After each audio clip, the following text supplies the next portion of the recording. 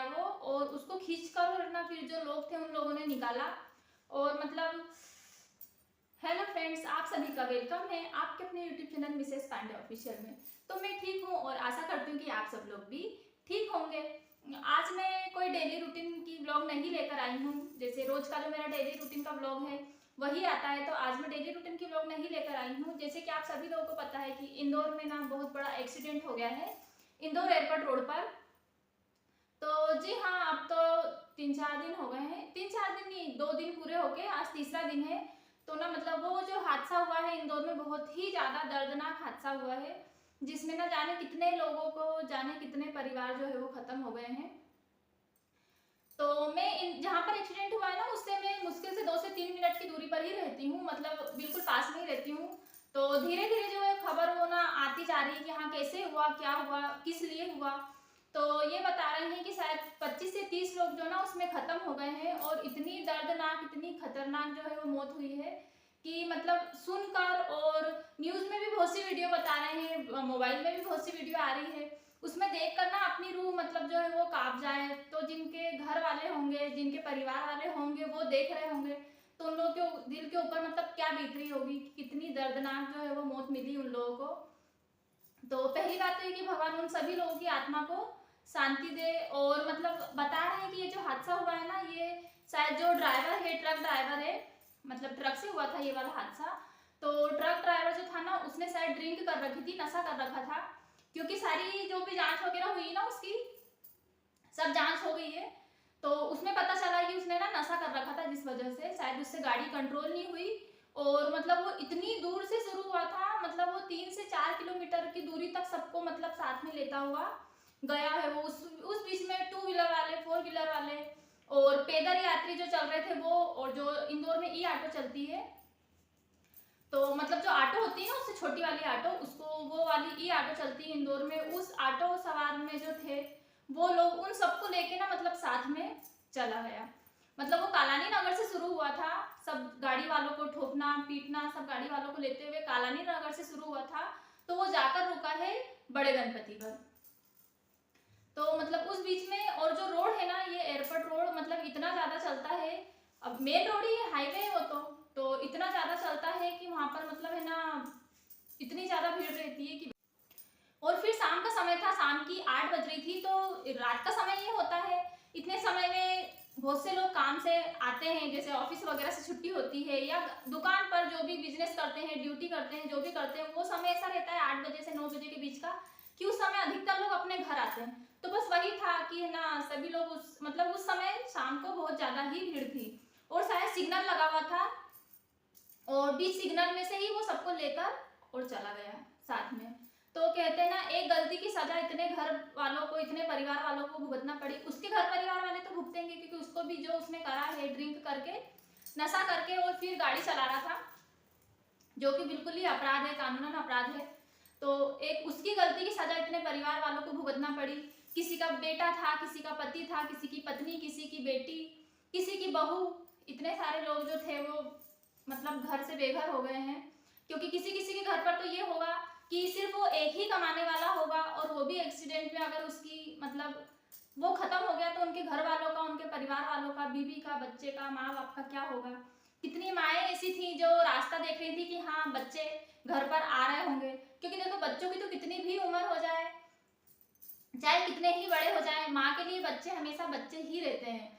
तो ड्यूटी पे से, ऑफिस पे से कितने बच्चे कोचिंग में से आ रहे होंगे, तो मतलब माँ रास्ता देखती ना, इंतजार करती कि हाँ इतनी बज गई है, इतनी बजे अपना बच्चा घर पे आ जाएगा, पर माँ इंतजार करती रहेगी और बच्चे घर पे नहीं पहुंचे। तो सोचो माँ को जब ये खबर मिली होगी कि मतलब ऐसा हो गया है, तो उन माँ उनके ऊपर क्या बीती होगी।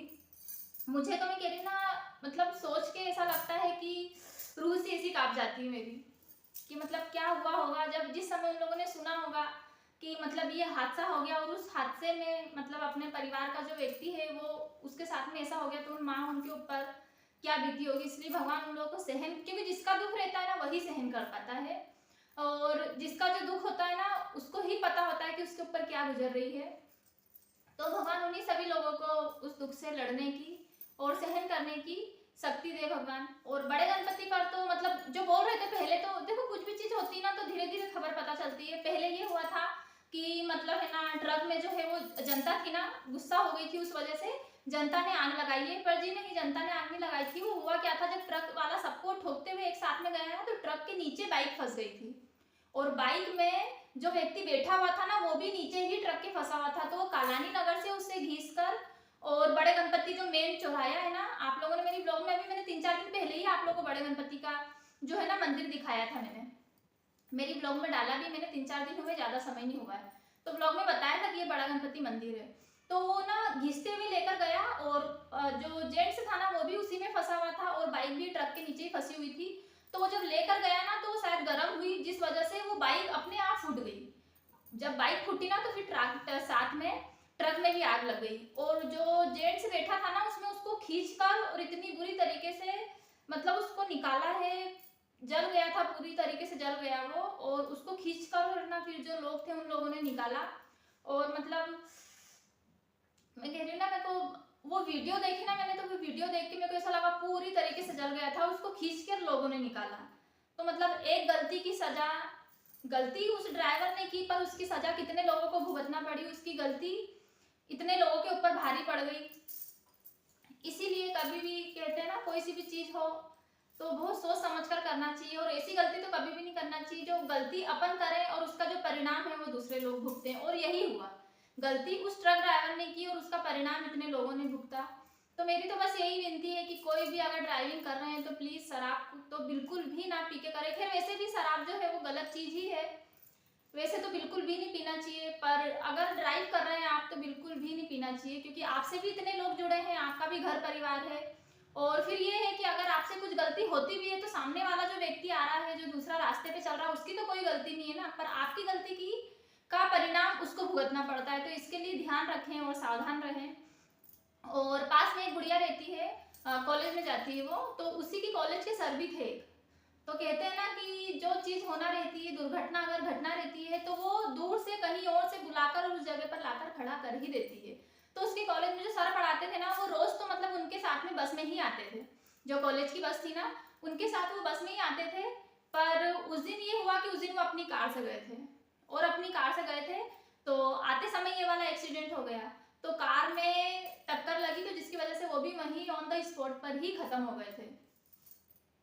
और छोटी सी बच्ची भी थी। बहुत से, आप वो तो मेन रोड ही है, इंदौर का एयरपोर्ट रोड है, तो आप लोगों को पता ही होगा, अगर जो इंदौर आए भी होंगे तो उनको पता होगा कि एयरपोर्ट रोड जो है वो बहुत ज्यादा चलता है। और वो भी शाम का समय 8 बज रही थी, तो ना छोटे छोटे बच्चे, मतलब इतने लोग खत्म हुए हैं। इंदौर का सबसे बड़ा हादसा है जो कि मोबाइल में, टीवी में, हर जगह पर मतलब चल रहा है अभी तो।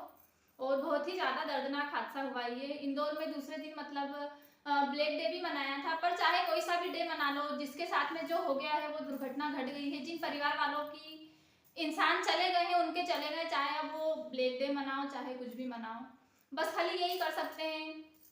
और मैं अपनी ब्लॉग के जरिए, मेरा ब्लॉग बनाने का एक उद्देश्य यही था कि मैं बस खाली यही बोलना चाहती हूँ, सभी लोगों से बस खाली यही विनती करना चाहती हूँ कि अगर आप लोग ड्राइव कर रहे हैं तो प्लीज कुछ भी नशा करके ड्राइव ना करें, शराब पीकर शराब पीकर और जो है गाड़ी वगैरह ना चलाएं, नहीं तो आपकी गलती का परिणाम किसी और को भुगतना पड़ता है और आपके परिवार वालों को भी भुगतना पड़ता है।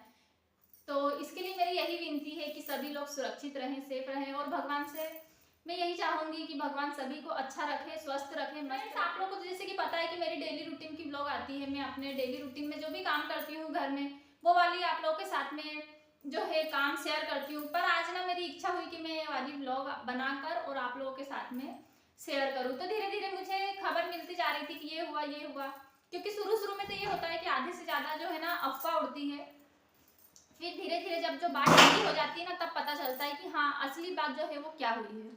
तो बस यही था कि है ना इस तरीके से एक्सीडेंट हुआ था, शायद नशा कर रखा था ड्राइवर ने और जिसकी वजह से ये इतना बड़ा हादसा हो गया। तो फ्रेंड्स मिलते हैं आप लोगों से नेक्स्ट ब्लॉग में। अगर आप लोगों को पसंद आई हो तो लाइक कीजिएगा और मेरे चैनल मिसेस पांडे ऑफिशियल को सब्सक्राइब कीजिएगा। तो मिलते हैं नेक्स्ट ब्लॉग में, तब तक के लिए बाय बाय, जय श्री कृष्णा।